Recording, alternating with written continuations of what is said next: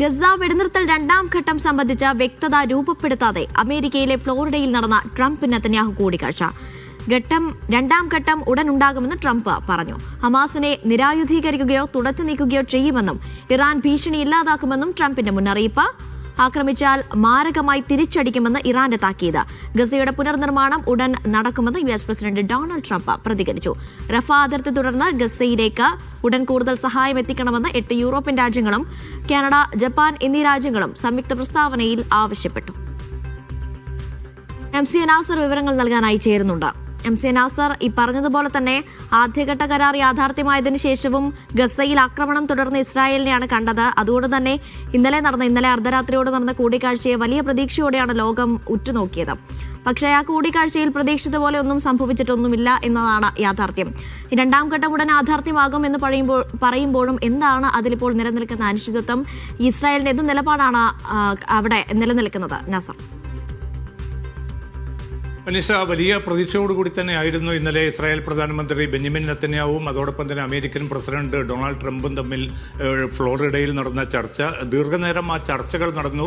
അതിൻ്റെ ഔദ്യോഗികമായിട്ടുള്ള വിവരങ്ങൾ ഇനിയും ഔദ്യോഗികമായിട്ടുള്ള ഒരു പ്രതികരണം ഇനിയും പുറത്തു വന്നിട്ടില്ല. കാരണം എന്ന് മുതൽ ഈ രണ്ടാം ഘട്ട വെടിനിർത്തൽ പ്രാബല്യത്തിൽ വരും, എന്തായിരിക്കും അതിൻ്റെ സ്വഭാവം, ഏതർത്ഥത്തിലായിരിക്കും ആ വെടിനിർത്തലിൻ്റെ രണ്ടാം ഘട്ടം മുന്നോട്ട് പോവുക എന്നതുൾപ്പെടെയുള്ള പ്രധാന ചോദ്യങ്ങൾക്ക് ഇനിയും ഉത്തരം നൽകാൻ ട്രംപോ നെതന്യാഹുവോ തയ്യാറായിട്ടില്ല. പക്ഷേ തത്വത്തിൽ ഈ രണ്ടാം ഘട്ടവുമായിട്ട് അമേരിക്ക മുന്നോട്ട് പോകാൻ തീരുമാനിച്ചതായിട്ടാണ് അമേരിക്കൻ മാധ്യമങ്ങളും അതോടൊപ്പം തന്നെ ഇസ്രായേൽ മാധ്യമങ്ങളും വ്യക്തമാക്കുന്നത്. ചില വിയോജിപ്പുകൾ വളരെ ശക്തമായി തന്നെ ഇസ്രായേൽ പ്രധാനമന്ത്രി നെതന്യാഹു മുന്നോട്ട് വെച്ചിരുന്നു. കാരണം ഹമാസിനെ പൂർണ്ണമായിട്ടും നിരായുധീകരിക്കണം, അതോടൊപ്പം തന്നെ അവസാനമായിട്ട് ലഭിക്കേണ്ട ഒരു ബന്ദിയുടെ മൃതദേഹം ഉടൻ വിട്ടുകിട്ടണം, എങ്കിൽ മാത്രമേ രണ്ടാം ഘട്ടത്തിലേക്ക് കടക്കാൻ സാധിക്കൂ എന്നതുൾപ്പെടെയുള്ള വാദങ്ങളായിരുന്നു നെതന്യാഹു ഉന്നയിച്ചിരുന്നത്.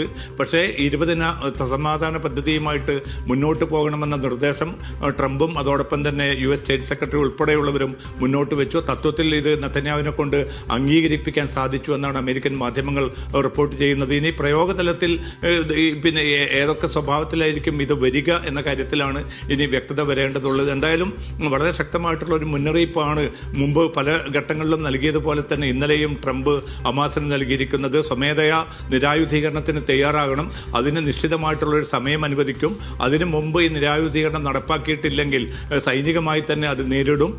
ഏറ്റവും നരകതുല്യമായിട്ടുള്ള ഒരു അവസ്ഥ ഹമാസിനെ കാത്തിരിക്കുന്നുവെന്ന് മുമ്പൊക്കെയും പല തവണ താക്കീത് ചെയ്ത അതേ സ്വരത്തിലായിരുന്നു ഇന്നലെയും ട്രംപ് സംസാരിച്ചത്. പക്ഷേ ഈ ഇടക്കാല സർക്കാരിൻ്റെ രൂപവൽക്കരണം അതോടൊപ്പം തന്നെ അന്താരാഷ്ട്ര സേനയുടെ വിന്യാസം, ഇതുമായി ബന്ധപ്പെട്ട കാര്യങ്ങൾ ഇനിയും വ്യക്തത വന്നിട്ടില്ല. പല രാജ്യങ്ങളും ഇതിന് സന്നദ്ധത അറിയിച്ചു എന്ന് മാത്രമാണ് ട്രംപ് വ്യക്തമാക്കിയിരിക്കുന്നത്. വളരെ വൈകാതെ തന്നെ ഈ രണ്ടാം ഘട്ടം മുന്നോട്ട് കൊണ്ടുപോകും. അതോടൊപ്പം തന്നെ ഗസയുടെ പുനർനിർമ്മാണവും വളരെ പെട്ടെന്ന് തന്നെ നടക്കും എന്നുകൂടി ട്രംപ് വ്യക്തമാക്കിയിട്ടുണ്ട്. പക്ഷേ പല കാര്യങ്ങളിലും ഈ അവ്യക്തത നിലനിൽക്കുന്നതുകൊണ്ട് പ്രയോഗതലത്തിൽ എത്ര കണ്ട് ഇത് വിജയിക്കും, ഇത് നടപ്പാകും, അതിന് എത്ര സമയമെടുക്കും എന്നത് സംബന്ധിച്ച സുപ്രധാനമായ ചോദ്യങ്ങൾക്ക് ഉത്തരം ലഭിക്കാതെയാണ് ഫ്ലോറിഡയിലെ ഈ നിർണായകമായിട്ടുള്ള കൂടിക്കാഴ്ച അവസാനിച്ചിരിക്കുന്നത്. അനീഷ. നാസർ, നോക്കി, നമ്മൾ നേരത്തെ പറഞ്ഞതുപോലെ തന്നെ ആദ്യഘട്ട ചർച്ചയിൽ അല്ലെങ്കിൽ ആദ്യഘട്ട കരാറിൽ മുന്നോട്ട് വെച്ച പല നിർദ്ദേശങ്ങളും ഇപ്പോഴും പാലിക്കപ്പെട്ടിട്ടില്ല. അതിനിടെയാണ് രണ്ടാം ഘട്ട ചർച്ച നടക്കുന്നത്, അല്ലെങ്കിൽ രണ്ടാം ഘട്ട വെടിനിർത്തലിന് വേണ്ടിയുള്ള ശ്രമങ്ങൾ നടക്കുന്നത് എന്നുള്ളതാണ് അതിലെ വിരോധാഭാസം. അതായത് റഫ അതിർത്തി തുറന്ന 800 ട്രക്കുകളോളം പ്രതിദിനം കടത്തിവിട്ടുകൊണ്ട് സഹായം ഉറപ്പാക്കുക എന്നുള്ളതായിരുന്നു ആദ്യഘട്ട കരാറിലെ പ്രധാനപ്പെട്ട ഒരു നിർദ്ദേശം. അത് ഇതുവരെയും പാലിക്കപ്പെട്ടിട്ടില്ല. അതിനിടെ രണ്ടാം ഘട്ട ചർച്ച നടക്കുന്നതിനിടയിലും 8 യൂറോപ്യൻ രാജ്യങ്ങൾ ഇപ്പോൾ ആവശ്യപ്പെട്ടിരിക്കുന്നത് റഫ അതിർത്തി തുറന്ന സഹായങ്ങൾ ഉറപ്പാക്കണമെന്നുള്ളതാണ്. ഈ നിലപാടിനോട് ഇസ്രായേൽ ഇപ്പോൾ സ്വീകരിക്കുന്ന മറുപടി എങ്ങനെയാണ്, അല്ലെങ്കിൽ അതിനുള്ള സാഹചര്യങ്ങൾക്ക് വഴിയൊരുങ്ങുമോ?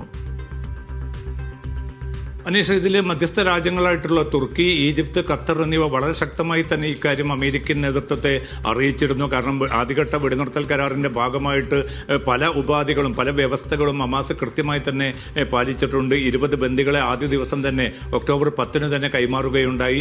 തുടർന്ന് 28 ബന്ദികളുടെ മൃതദേഹങ്ങളിൽ 27 കൈമാറി. ഒന്ന് കണ്ടെത്താത്തത് കൊണ്ട് മാത്രമാണ് അത് കൈമാറാൻ സമയമെടുക്കുന്നത്. അതിനുള്ള ഊർജിതമായിട്ടുള്ള തെരച്ചിലും നടക്കുന്നുണ്ട്. ഈ ഒരു ഘട്ടത്തിലും ഏതാണ്ട് 900-ഓളം തവണയാണ് ഇസ്രായേൽ വളരെ ആസൂത്രിതമായി തന്നെ ഈ വെടിനിർത്തൽ ലംഘിക്കുകയും 412ഓളം പലസ്തീനികളെ ഈ വെടിനിർത്തൽ കാലയളവിൽ മാത്രം കൊലപ്പെടുത്തുകയും ചെയ്തിരിക്കുന്നത്. ഇതൊക്കെ നടക്കുന്ന ഒരു ഘട്ടത്തിൽ തന്നെ റഫ അതിർത്തി തുറന്നുകൊണ്ട് കൂടുതൽ ഭക്ഷ്യവസ്തുക്കളും മറ്റ് സഹായങ്ങളും ഗസയിലേക്ക് എത്തിക്കണം. ദിനം പ്രതി ഏതാണ്ട് 600 ട്രക്കുകൾ കടത്തിവിടണം എന്നതുൾപ്പെടെയുള്ള ആ വ്യവസ്ഥകളൊന്നും ഇസ്രായേൽ പാലിച്ചിട്ടില്ല. നിരന്തരമായിട്ടുള്ള ഈ വെടിനിർത്തൽ ലംഘനം തുടരുന്നു. പക്ഷേ ഇതൊന്നും ചർച്ചയിൽ ട്രംപ്